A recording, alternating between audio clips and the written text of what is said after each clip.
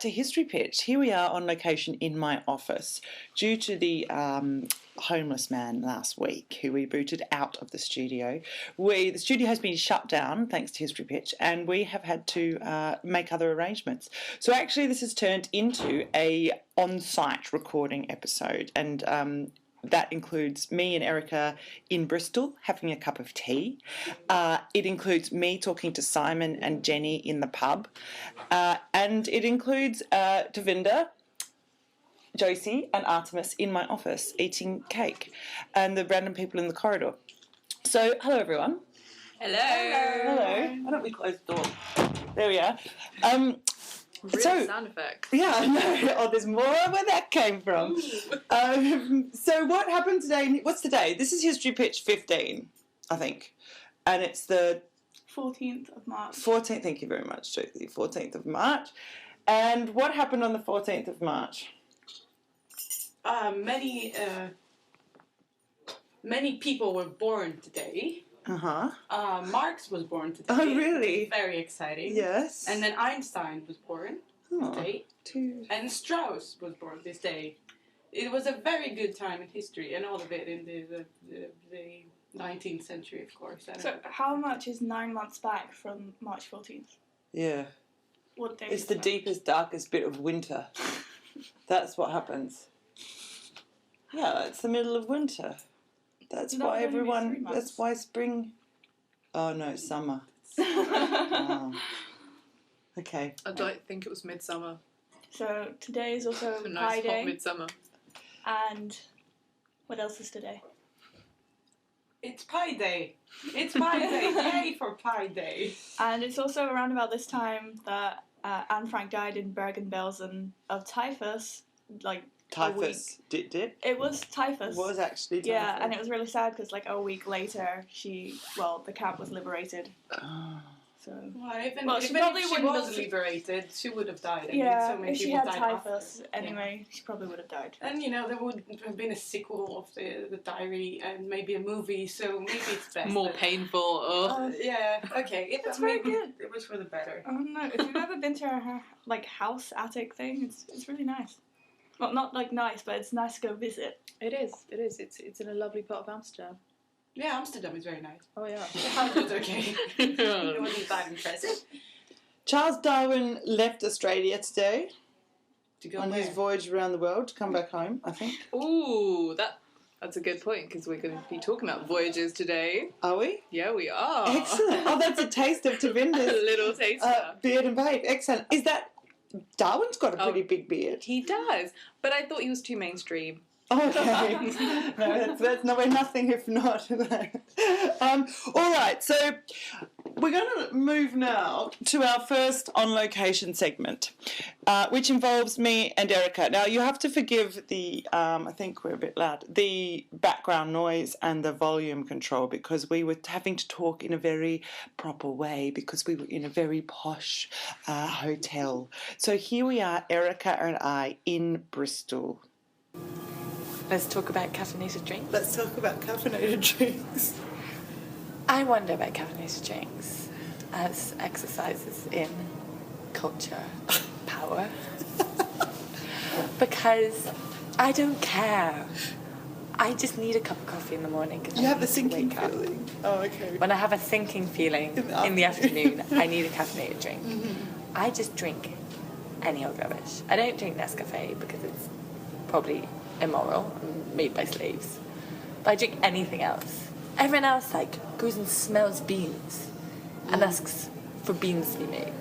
Do you think that the caffeinating effect of an Nescafe is the same as the caffeinating effect of an espresso? I don't care. So then why? So the drinking. So it's not the addictive quality or the caffeinated quality. It's the hot thing. It's just the thing that's hot. That's psychosomatic. Yeah. I just do not have a palate for coffee. Really? Or tea? You just made a case earlier about how what was it? Earl Grey is too heavy for you. Yeah, true. Can I tell your listeners that we've just been confronted with a tea timer, which is... You have to tell them where we are first.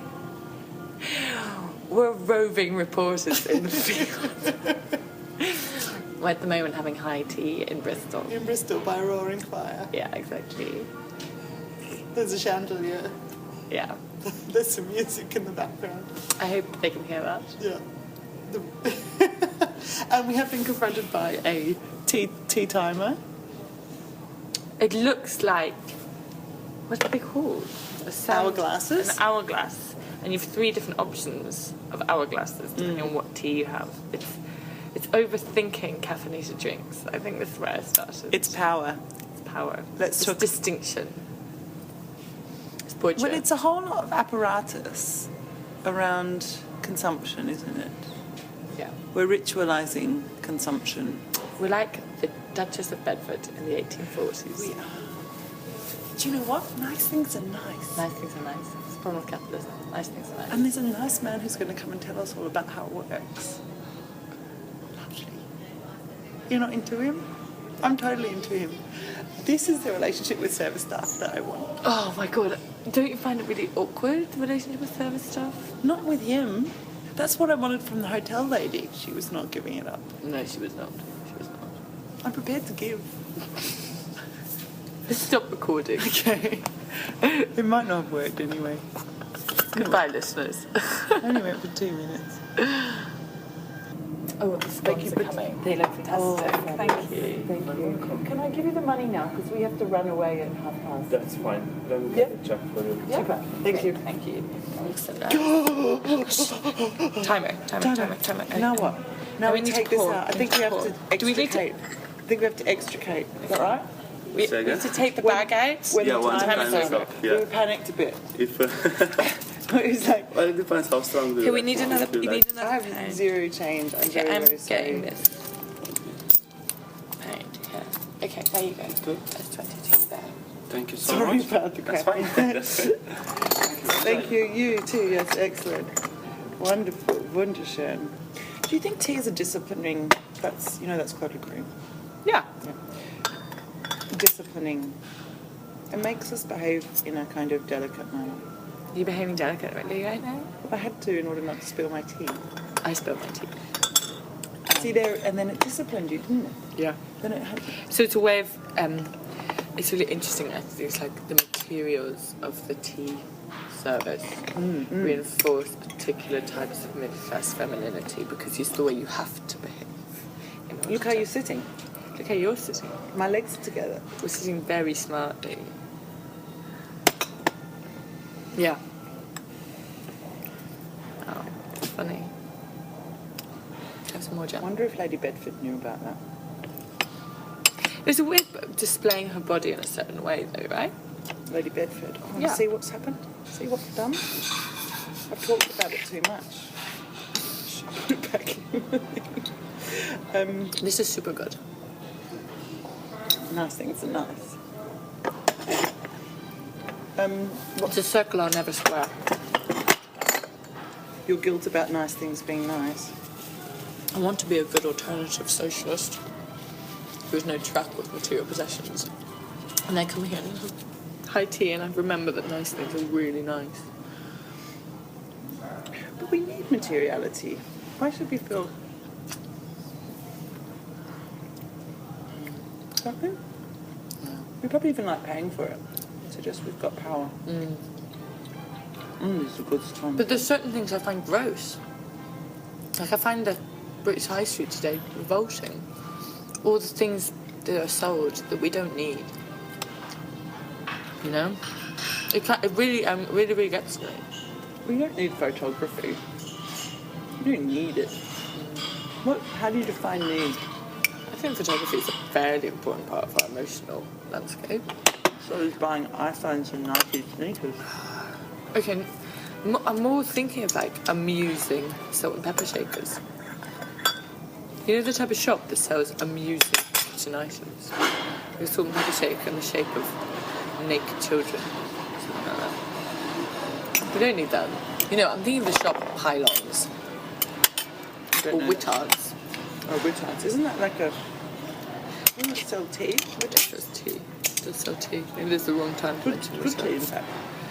Okay, maybe Wittards can stay. But I just get really like bummed out that why don't people think that like every time you buy something you don't need, you just chip away at the sustainability of the planet. I don't know, it's like I overthink everything. No, there's no such thing as overthinking. Okay. That's against my religion. I believe in overthinking.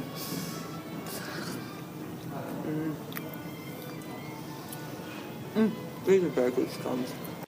Now that was fabulous, don't you think, ladies? It was beautiful. Yeah, I haven't beautiful. laughed that much in so long. I'm sure you learned. The other thing we did, see, after we finished high tea, we went to Bristol Cathedral, which was just next door, and this is what happened to us.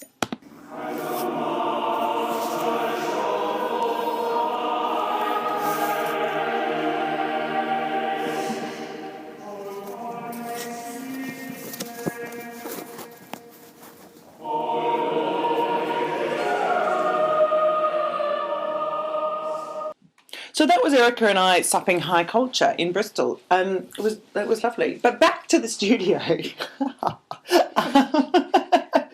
hilarious. So, Joycey. Yep. Hello. Hello. Tell us about your dissertation. What's its spectacular title? It's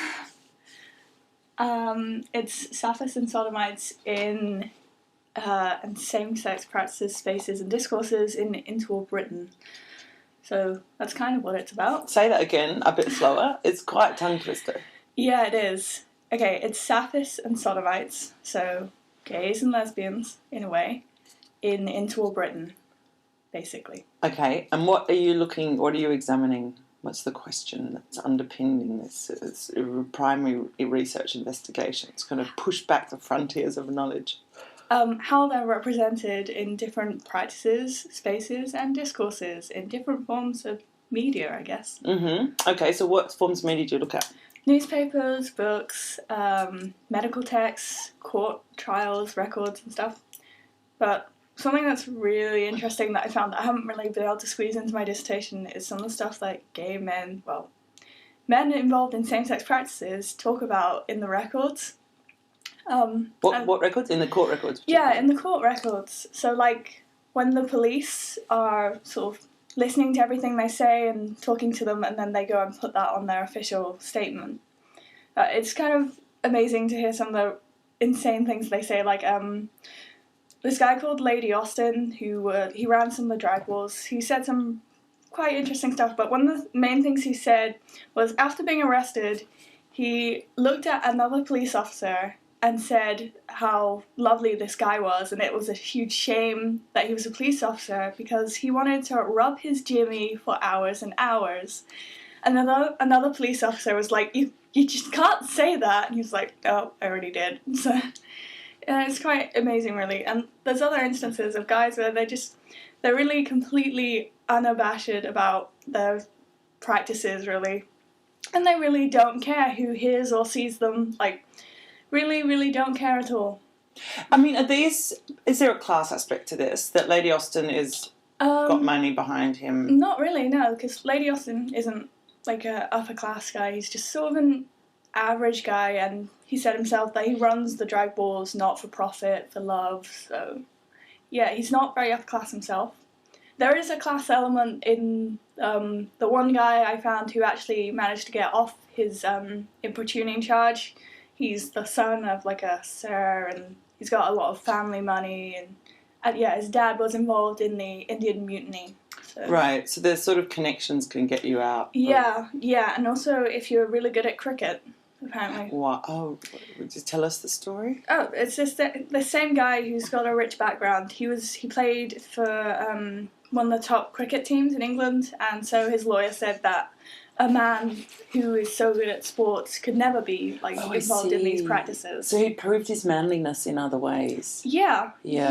But he got off this charge despite the fact that he was caught trying to pick up a plainclothes police officer in a urinal, and it wasn't the first time. Yeah, but the landscapes of the law fracture depending on your class, the amount of resources and connections you can mobilise. Yeah, it's kind of sad, really. But that's how it goes. Yeah, but I guess then I was meeting a friend last night at the Duke of York's Theatre where a play called The Judas Kiss is on, which is about Oscar Wilde over and again, you know the story, with Rupert Everett in it, because it sounds like Rupert Everett can only do gay roles now. And he, but Oscar Wilde's prominence and connections actually made him a target, you know, rather than the other way around. Oscar Wilde brought it on himself. He did goad. Was he wearing too short a skirt? No, he goaded his lover's father, and he goaded the people in the courts. He really did not do anything to help himself in his situation. But Bosie got off. Who? Bosie. Wasn't Bosie more rich than Oscar? Yeah, his lover. Oh. Yeah, but that's because it was his dad who was doing the original charges. I imagine that significantly helped. Mm. So you've talked about the court records. What's it like to go through these? Mostly it's really boring, but again, you get some really, really funny stuff. Like, basically when the police raided the places, they talk about the various positions they find men in. And it's like one of them, a police officer, stumbled upon these two guys at the end of a street, and he flashed the light on them, and they're like, "Oh, what did you do that for? It was just getting interesting." And you're just like, "Oh God, no, they're police officers. You're only, condemning yourselves. Just don't say anything." And you get a lot of things like that. But it's very, very boring most of the time, really. I mean, is there a sort of sense in which you have to read against the grain of what the court...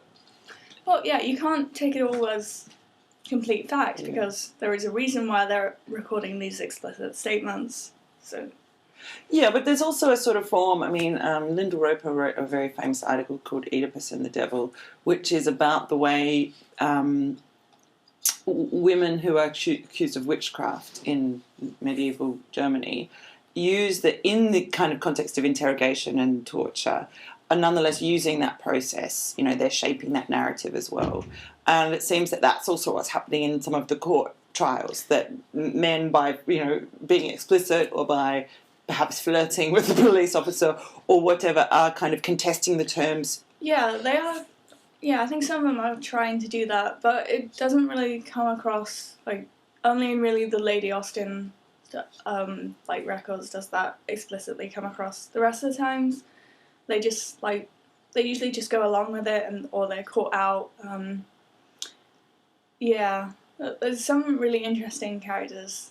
I want to imagine what they would be like today, having, gay rights as they do now, and, things like Grindr. What would it be like if, say, the guy who got picked up and charged with importuning 11 different times, if he had Grindr, would he still be getting charged all the time, or would he be, being picked up by police officers even more? I don't know. You mean if it was legal? Could you want to explain to our listeners what Grindr is? Yeah, Grindr is an app which allows you to find other men, if you're a man and interested in having gay interactions with them. Sex. I didn't want to just go there. Tell Ethel that. Poor Ethel. Ethel needs to know. But it's based on your GPS, your location. Yeah. So it's locational data. It's a bit creepy. Yeah, it's pretty amazing. Cottaging, right, which is what you're sort of talking about, the use of urinals or these sort of places often on the outsides of towns where trucks stop. Or Hyde Park. Or Hyde Park. Or, yeah, Mr. Head of Shell. Although I think those spaces are still there, but their use declines measurably as gaydar gets invented, the internet, right, which is a sort of chat site. And then I'd be really interested to see how the use of gaydar shifts with the rise of this locational app called Grindr. So it'd be interesting. I suspect that police, if it was illegal, would be on the digital space, policing the digital spaces, probably, rather than... But they'd also have to be doing the same kind of thing where they're imitating gay men, like they would have to do in the interwar to try and get into these areas and spaces. They'd have to take on those practices. So that's something interesting to think about. Yeah, the enactment of justice. Not justice, legality. Very good, Josie. I look forward to marking your thesis.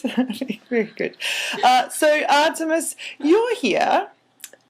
Don't waste your time. So many don't waste your time. Don't waste your time. So many don't. So, Artemis, what have you got today? I've got 2 amazing deaths. As usual. I mean, I love my deaths. I don't know why. I keep finding some amazing, stupid things people have done to die. I mean, it's great. I love them. One of them is a bit X-rated, but... Well, that's the theme, clearly, of today's. Yeah. It's steak day today. We already people. said the S word. Yeah. Okay, so in 16 July 2008 in Italy, Gerhard, who's probably not Italian, 68, was queued at a traffic light in his Porsche Cayenne SUV. Okay. Before one reaches the light, there is a railroad crossing, and Gerhard had not let the queue progress forward far enough before he drove onto the tracks. As you might imagine, a train was coming, so the safety bars came down, leaving the Porsche trapped on the rails. According to witnesses, it took the driver a while to realize he was stuck.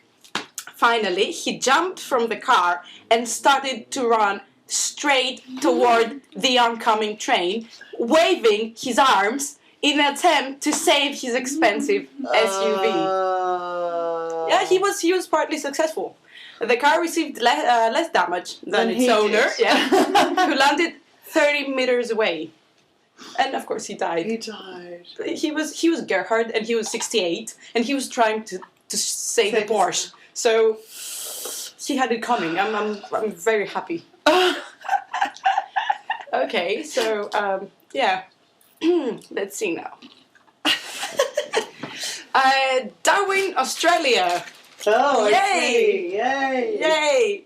So, Christopher Payne, 34, and an unnamed woman of 25 drank 11 bottles of beer. Yay! Yay! I had nearly that much on Saturday. And, please do not continue. And then went on a sexual romp in the sea near Darwin, in Australia. What don't we do after we drink, people? We do not get in the sea. It's the first rule. If you live in Australia, there are sharks. Anywhere, you just don't go in. It's the basic rule. And if you have friends, you keep them outside. Anyway, Australians. You know. So they had intercourse. It's a very polite article. I want to find. They had just say the word. Intercourse. No. Sex. Good. In the water when the woman decided to go underwater. Oh, I see. Yeah. It says here for a different activity. I have no idea what it means. For what date is today? Yeah. Why? Check it out. It's steak day and pie day. Steak and something day. Yeah, it's blood. Oh God. Pain. Like, who makes that up? It's a month after February 14th, so obviously you have to pay back your man. Yeah. And vegetarians. The 14th of May is vegetarian day, so that's the steak part. The other part, it's because, you know, they've given you a bracelet or flowers as chocolate, so... Move on. Yeah, okay. So, Payne, the guy, became excited. And put his hand on her head. Oh no. And kept her down. Oh no. Oh no. So, no. Wait! Michael Curry, anyway, prosecuting at Payne's trial, he got arrested for a blowjob, my God, said that Payne told the police that when the woman stopped, he wondered what was going on. He wanted some more. So he let her up. She had not tried to get up and wasn't kicking or splashing. When he realized she was dead, he freaked out, dressed, and drove away. Oh, right. It's not incriminating at all. I mean, that was genius. He was arrested 2 days later, and during his year in prison, had constant nightmares Okay. And was treated 12 times for outbreaks of boiled. Of what? Boiled, I don't know. It's Boiled. Did he have STIs? Payne's counsel pointed out that the woman might have passed out from drink. She had consumed 6 times the legal driving limit. So there is a moral 0.05. from this story. Which is Do not drink and drive. Do not drink and drive. Swim. swim. Thank you, Artemis. As usual, enlightening and enjoyable. Okay, so we're going to move on from that to another Australian drinking, i.e. me, in the pub. And I went out on Saturday night and for a friend's birthday party. And they're in the same bar with Simon with Jenny and Jenny's friend. And so there's a sort of a lot of background noise here, and you have to imagine it's quite late in the evening, so, you know, be forgiving. Sorry, I'm going to go home now. We're here, Simon and I are here, Elise and Jenny is here, and Philippa, Jenny's friend, is here, and we're in a bar in Soho. Hooray! Hooray! This is to prove that we have lives. Yeah, it does help, doesn't it? It's the first outside broadcast, and surprise, surprise, it's in a bar. It's actually not true, because Erica and I recorded a whole session in Bristol last weekend. Session. It was a session. It was a session. We involved the waiter. That's nice. Yeah. That was good. Yeah, it was quite, I don't know, classist. So we're in the Star at 9. We are cooler, actually. Everyone should go to this place. It is a fantastic place, and it's been let down by the Crossrail developments, really. Oh, I just went out the door to try and get some more alcohol for the after party, and there was like a massive police rumble out there. Did you see it? Often happens on Oxford Street, you get gangs coming from the suburbs to fight on Oxford Street. But it's also this little shitty corridor where you can get beaten up. You know, this little thing that you walk around the corner, and it's really dangerous. We're going to have to bleep that, aren't we? Shitty, yeah. Ofsted will get across of that. They will, yes. Yeah. But we're here talking about Jinx. This is the best place in London to drink gin. It is absolutely fantastic. And you've had 3 kinds. We have had 3 kinds of gin, yeah. We've had... Which is your favourite? I like the Edinburgh gin. So does Philippa. Whereas Jenny was the slow gin. I don't get some of this, because it's quite hard to tell the difference. It's really nice that you've left the real pause on the radio. That's like the first crime of radio. Well, it's not necessarily going to be a pause once I edit it. That's good to know. Jenny, do you find it hard to choose? I find it very hard to choose. I find it hard to tell the difference on the basis of which I should choose. I'm incredibly indecisive. I had a friend, his name is Cameron Hepburn, and he's an economist, and he wrote an article about what he called regret theory. Regret theory comes from having too much choice, right? It's the disappointment that you feel when you've got too many brands of toothpaste to choose between, so you get paralysed. I really struggle with this. This is like the dark side of modernity. Definitely. I don't think the dark side of modernity is that. I think the Holocaust still wins over too much toothpaste. No. Yeah. Alright, what about Stalin's purges? What did the mass observation people think? Basically, I am like a mobile mass observation archive right now. What do they think about indecision? Yeah. And toothpaste. I'm sure they probably did some kind of survey on toothpaste. Serious? Yeah. Surveyed everything. Do you know what they said? I haven't looked at it myself, but it's something I might look into one day. Could you just speculate? I'm sure there's an article out there on different varieties of toothpaste. Can you just explain to our listeners in the Star at Night what mass observation is? No. Oh, but give it a go. It's a social research organisation. Came together in the late 1930s to research ordinary people and their everyday behaviour. And how did they bloody do that? They have lots of methods. One of them was observing people in in different settings, like pubs and dance halls and political meetings, sports fields, etc.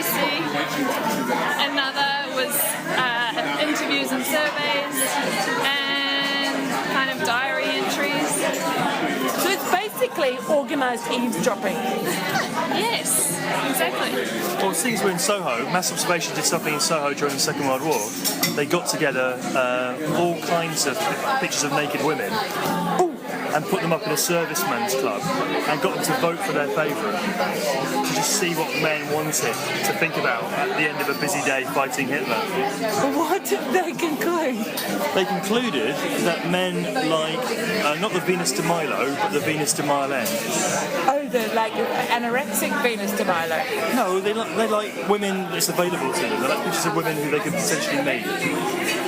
Oh, okay. The Venus de Milo that's a bit dark, a bit like excessive. So what's the physical manifestation of accessibility? Well, it's an image of somebody who has been picked out for the present day, and it's been picked out as like a girl next door type. It's in the movies. Interesting. So not Nicole Kidman.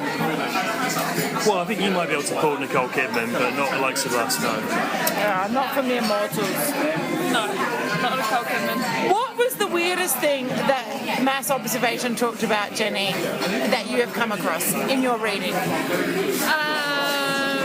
Probably moustaches, mantelpiece decorations, lavatory graffiti. Oh my god, lavatory graffiti! And don't pretend you haven't been asked this question before. I haven't. I like to fly under the radar. And don't we all, ladies and gentlemen? On that note, thank you very much for joining us here on the Star at Night History Pitch, gin-based radio. I think I was using the wrong end of the phone.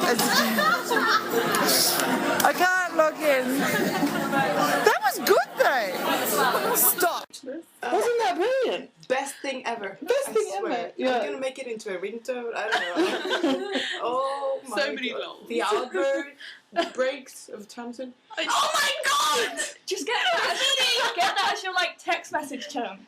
Oh yes. Yeah, I could. Oh my god. Oh my god! Lavatory graffiti! So exciting!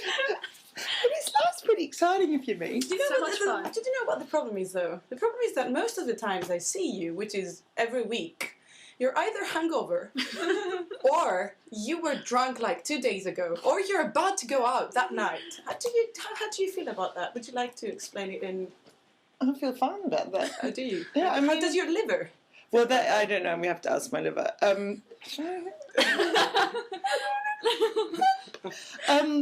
My liver's not so happy about it. But, I mean, I think that, as that segment showed, lubricating one's mind and mouth is key to historical scholarship. Don't think that's the best word to use this week.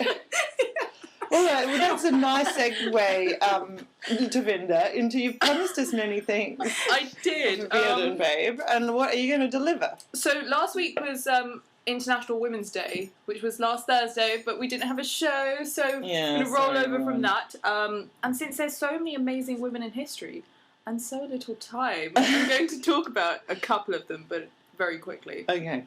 So we'll start with Mary Wollstonecraft, who was Mary Shelley's mummy, but she was awesome in her own right. Feminist. Yes, a massive feminist. She wrote what was perhaps the first major feminist tract, Vindication of the Rights of Women. Yep. When? So she was super cool. Dates? I'm going to say 18th century and let you all discover yourselves. How right/wrong that is. Yeah. Okay. So moving on. Victoria Woodhull, who I actually have dates for, she was born in 1838 and died in 1927, was a very, very wealthy American suffragist who led the American suffragist movement, who was actually the first woman to ever run for American president. Oh, really? In 1872, but of course she lost because women couldn't vote. Weren't the suffragettes different to the suffragists? Yes, one was more violent than the other. but I forget which one, which is bad. But Josie, do you want to enlighten us? No, it's for us to discover. Oh, okay, I think it's the guys. suffragettes, because there's a roller derby team called the suffragettes. That's it, So I because think suffragists came first. Yeah. So they were the mild ones. Yeah, they were the ones that were there with the ideas, and suffragettes were saying your ideas aren't working. Okay. It was a mother-daughter situation Let's too. go violent, yeah. Yeah. And my final crowning of glory is the awesome Nellie Bly. Oh.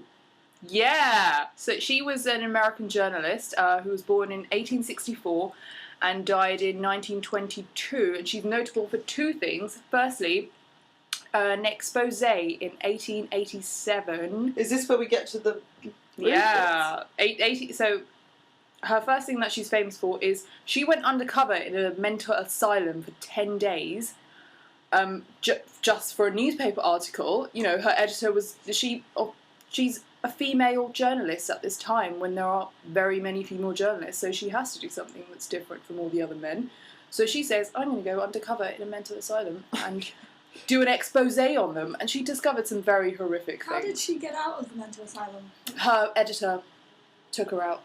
Well, yeah, he picked her up. Yeah, pretty much. Pretty much. After, like, they had an agreement that after 10 days he was going to turn up and take her out. But if he hadn't turned up, she would have been stuck there forever and ever and ever. But thankfully, she got out, and she didn't write an article. She wrote a book because it was that horrific. She wrote a book called 10 Days in a Madhouse, detailing all the awful conditions of the female madhouse. She was absolutely appalled. Her efforts actually changed the law. There was an investigation, and the changes she proposed were implemented. So that was awesome. And then in 1889, she went on a record-breaking trip around the world. Okay. She did the whole around the world in 80 days thing, but she did it in 72 days. Okay. Yep. An unchaperoned young woman going around the world. That's actually impressive. Yeah. And more impressive, she's doing this around the same time as Mrs. Bracey. Oh! What year is it? Well, actually, a little bit later than Mrs. Bracey. Mrs. Bracey sort of 79 to... 7. Oh, yeah. 6, 7. So, sort of, Mrs. Bracey does this 10 years before she does, but it's around the same It's a time. Vogue. Yes, travelling around the world. And she doesn't do the whole Mrs. Bracey thing of, 40 servants and maids and, tons of luggage. She does it with one piece of luggage, with, a good sturdy dress, good sturdy coat, and... Probably a nice hat. Yes, a very, very nice hat. And she's awesome. Always. She's pretty cool. Okay, we like it, Nellie Bly. We do like Nellie Bly. She was a good independent woman for most of her life, and only married when she could be bothered. When the fun was over. Yeah, when the fun was over. And then he was super rich and old and died and left her his money, so she was fine. She sounds... Yeah, that sounds very convenient. Exactly. So we've exhausted our... the rest of our crew have not showed up. Ben the Boatie's absent. AWOL. Jagvier's lost in Brunel. So that might be it. Yeah. What are we going to do? Because this is our penultimate episode. I think that we should give our listeners a special recorded show for the final one, so that they can see, like, you putting on this hat, or Artemis being startled at various things. A video recording. Yeah. I think that will be massively challenging, technically. Well, no, it just requires a camera. And an hour. Nothing much happens. Well, yeah, we just gotta sit pretty there. Much. We might have to speed it up a bit. We eat a lot, if you guys want to know that. Yeah, we do eat a lot. If we really want to see that. There's cake-based radio. Oh, and we've got... Artemis always brings us yummy food, so... Yeah, we must thank Artemis. So next week will be our final episode, in whichever form that takes. If Josie's idea wins out, stay tuned. But it might take away some of the magic to see us in our glory. But so thank you, ladies and gentlemen. It's been a delight as always, and we'll see you next week, Ethel, for our final hurrah.